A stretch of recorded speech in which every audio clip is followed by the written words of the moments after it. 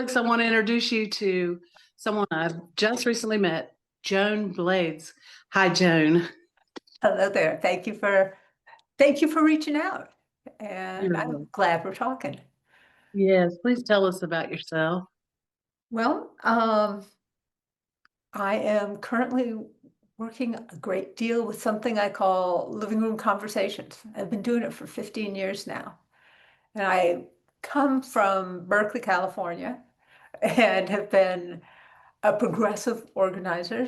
Move On is one of my organizations I co-founded, and Moms Rising after that. I'm actually a mediator by origin and inclination, and getting people to actually find the things that they agree on is where I find myself drawn again and again. And I feel like that's something we want to do, and we have in some ways lost our way Yeah. because the voices that are most angry are the ones that get the most attention.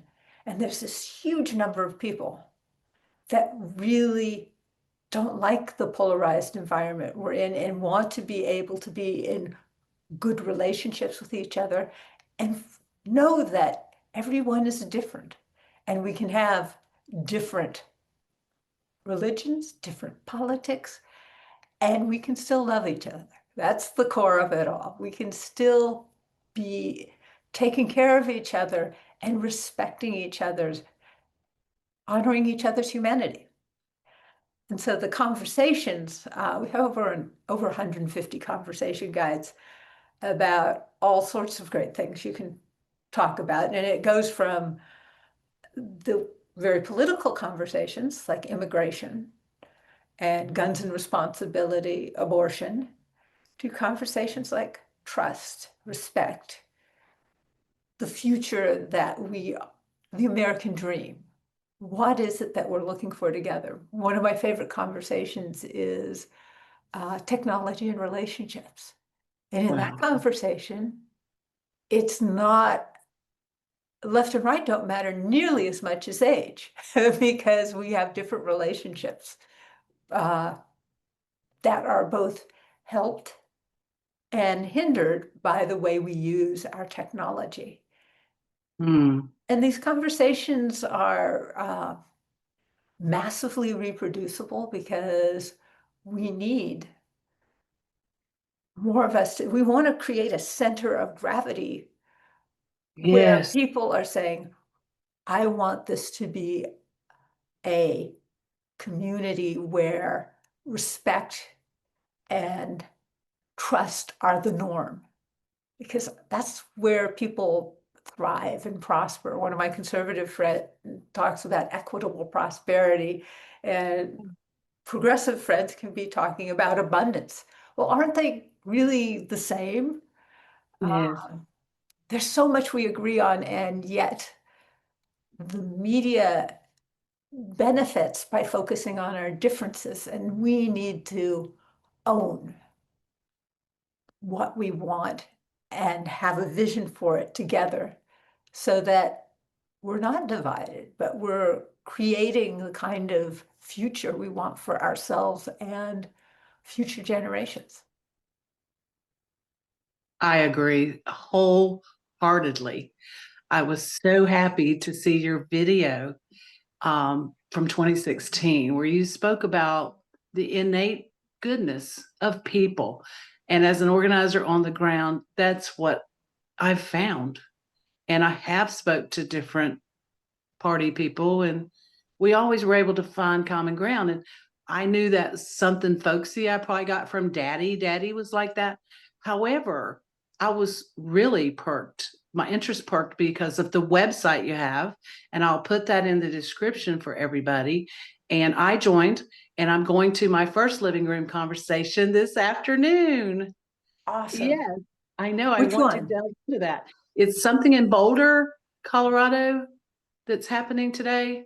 And well, it's on my phone, but I did sign up for it, and I'm really excited. And to look at some of the topics and things, because I think that people don't know that this is out there. I didn't, and it's very hard to convince someone that you can speak to someone that has a different political slant than you do in an amicable way. And one of the things my daughter said, I understand, Mom, you're trying to have a space, create a safe space, where people can have a dialogue with dignity intact, and there's not a winner. There's a discussion.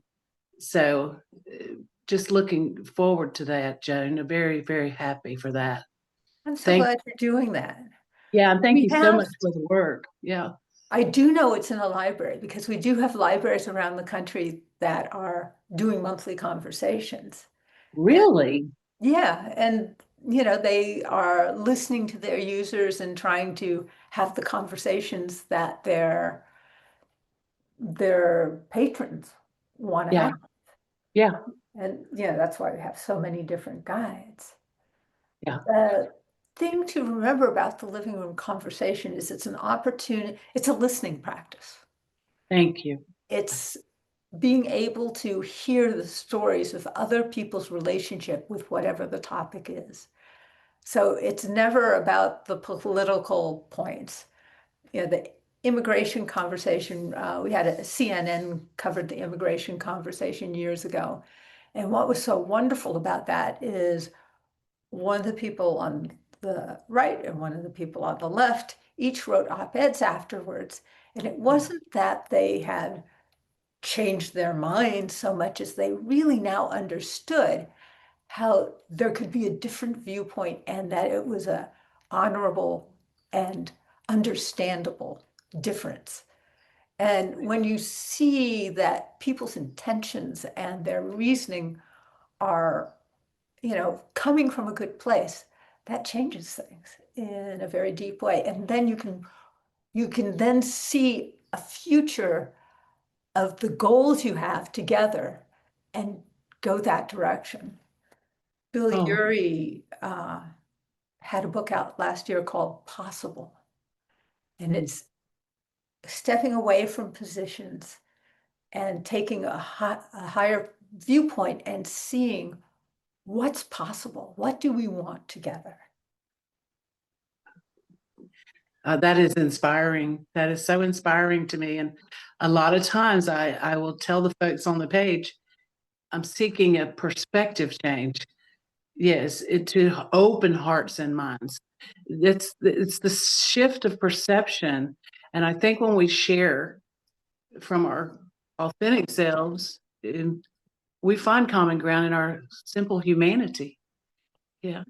And like I said, I'm just thrilled that you're here having this conversation with me. And this is a learning process, folks. Well, I'm hoping you do it this afternoon and then you find a bunch of other conversations you want to have and have them with people in your network. Because one of the exciting things, we actually Yeah. have research that shows that in-person conversations are awesome. Mm. And I've had them in my living room, but I've also had them in faith communities and in libraries and at schools because you just break into smaller groups of 4 to 6.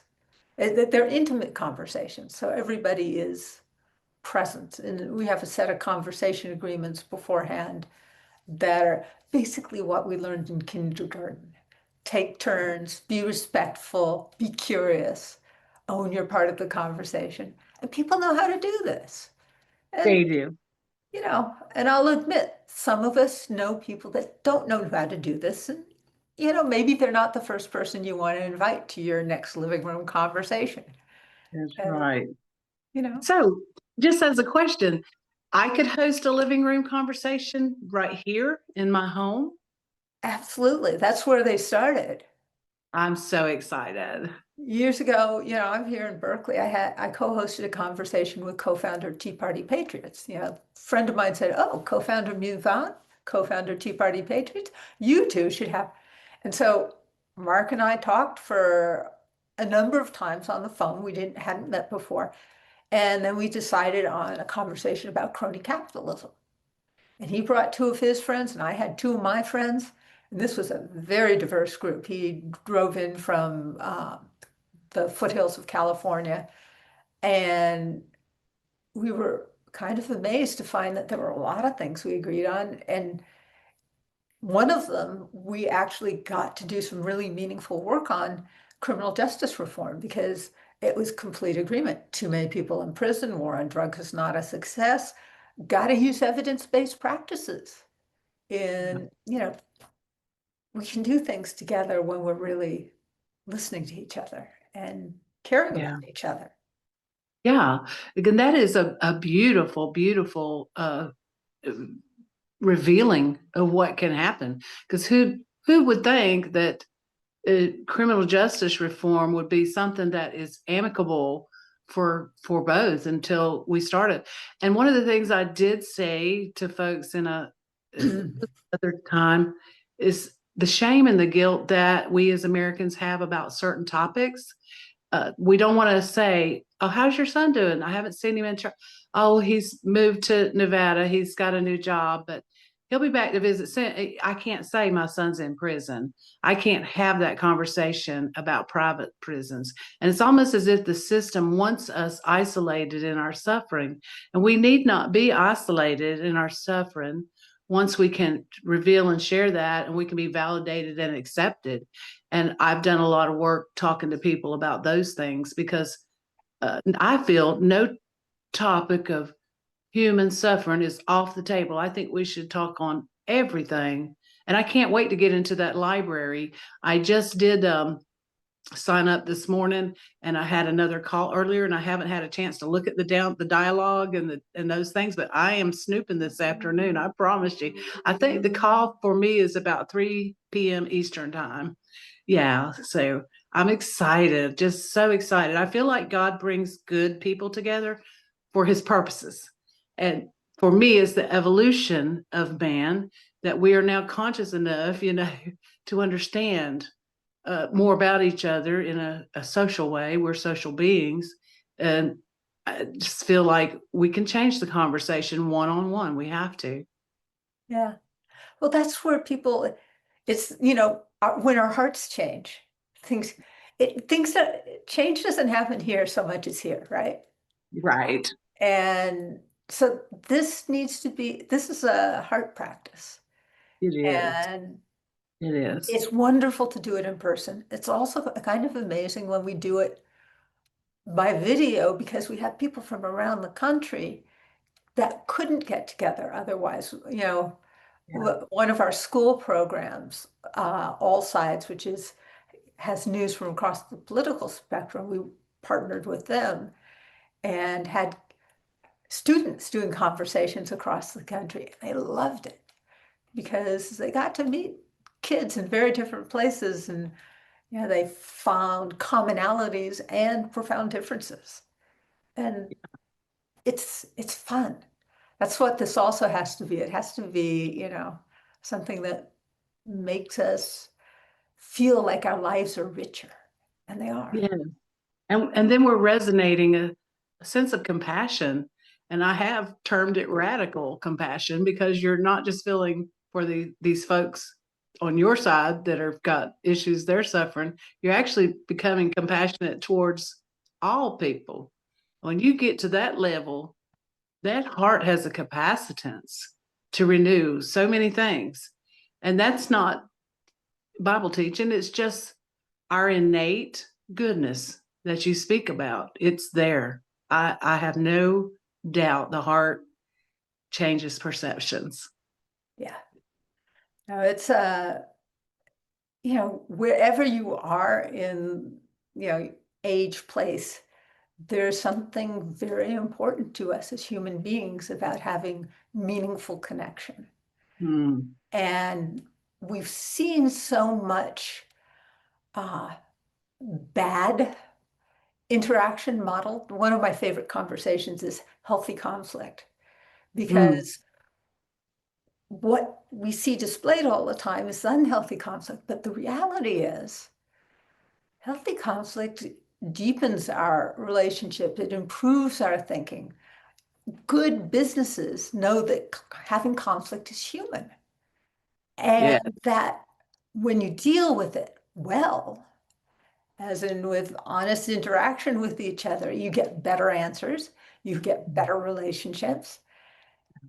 And it's hard to remember that. We've become, frightened of conflict because we have all these role models that are doing it in ways that are undermining our relationships. And that's scary. Human beings are about being connected. Yeah, the truth. It's our nature, and Yeah. you can't deny nature.